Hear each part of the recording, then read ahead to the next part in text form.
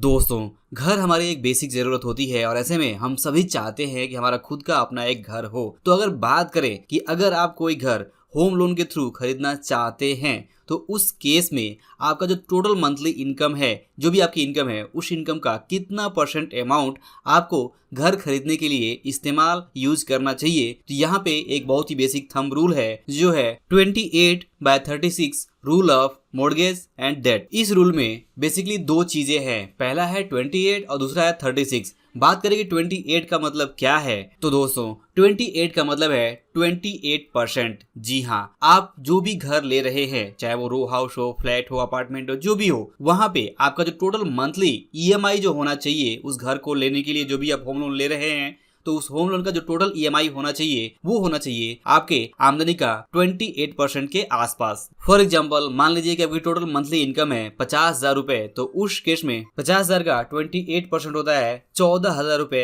तो ऐसे में आप जो भी होम लोन के थ्रू जो भी घर परचेज कर रहे हैं, तो उस होम लोन का जो टोटल ईएमआई होना चाहिए वो होना चाहिए 14,000 रुपए पर मंथ। अगर आपका ईएमआई इससे ज्यादा है तो कहीं ना कहीं आप इस रूल को ब्रेक कर रहे हैं और इसकी वजह से आपको फाइनेंशियल प्रॉब्लम हो सकते हैं। लेकिन अगर आपकी ईएमआई 28% के अंदर रहती है तो आप यहाँ पे पूरी तरह से कंट्रोल में है और 50,000 की इनकम में आप इजीली 14,000 की ईएमआई को हैंडल आसानी से कर सकते हैं। दोस्तों, ध्यान दीजिए कि 50,000 की मंथली इनकम के ऊपर आपको बहुत ही आसानी से लगभग 30 लाख या 35 लाख तक का जो लोन अमाउंट है होम लोन वो मिल सकता है। बट 30-35 लाख अगर होम लोन लेते हैं आप, तो उसकी जो ईएमआई होगी वो भी लगभग 30,000 के आसपास ही होगी। तो ऐसे केस में जब आपकी टोटल मंथली इनकम है 50,000 और आप यहाँ पे ईएमआई पे करेंगे 30,000, तो ऐसे केस में आप यहाँ पे लगभग अपनी आमदनी का यानी कि 50,000 का लगभग 60% अमाउंट आप सिर्फ और सिर्फ अपने घर खर्च की जो ईएमआई है उसमें पे कर रहे हैं। तो ऐसे में आपको बहुत सारे फाइनेंशियल प्रॉब्लम्स होने के जो चांसेस हैं वो बढ़ जाते हैं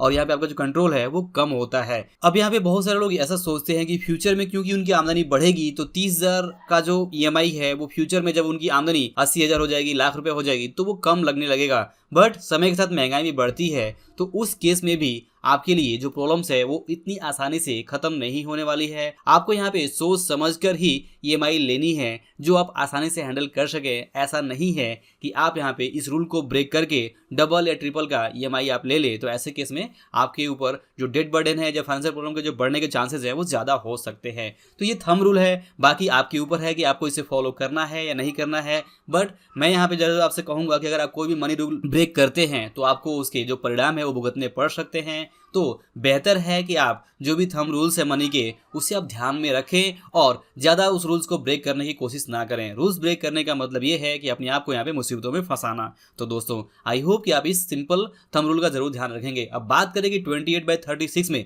36 का मतलब क्या है, तो दोस्तों सिंपली 36 का मतलब ये है कि जहाँ पे जो पहला पार्ट हो गया 28, तो 28% मैक्सिमम आपका होम लोन के केस में ईएमआई होना चाहिए। लेकिन जो ऊपर का 8% है वो 8% आपके पर अगर दूसरे लोन चल रहे हैं, फॉर एग्जांपल कोई क्रेडिट कार्ड है, पर्सनल लोन है या कोई भी तरह का दूसरा लोन है, तो उस सभी लोन्स की जो टोटल ईएमआई होनी चाहिए वो होनी चाहिए आपके टोटल मंथली इनकम का 36%। फॉर एग्जांपल, मान लीजिए कि आपकी मंथली इनकम यहाँ पे 50,000 रुपए, तो ऐसे केस में जो 36% है वो ये कहता है कि आपका जो टोटल जो भी लोन है आपके ऊपर, चाहे वो होम लोन हो, दूसरे कार लोन हो, पर्सनल लोन हो, क्रेडिट कार्ड लोन हो, कुछ भी लोन हो, उन सभी का जो टोटल ईएमआई है वो होना चाहिए 36%। यानी कि 50,000 का 36% यानी कि 18,000 रुपए टोटल ईएमआई होना चाहिए। अगर 18,000 से ज्यादा है तो कहीं ना कहीं प्रॉब्लम में है और आपको इसे अंडर कंट्रोल लाने के लिए 36% तक इसे लाना चाहिए। तो ये है रूल्स। अगर आप इस रूल्स को फॉलो करते हैं तो जैसे मैंने पहले कहा कि आपको इसके फायदे हो सकते हैं, और अगर आप इस रूल्स को ब्रेक करते हैं तो इसके नुकसान आपको उठाने पड़ सकते हैं। तो आई होप कि आप इस बात का जरूर ध्यान रखेंगे और इस रूल्स के अनुसार ही आप यहाँ पे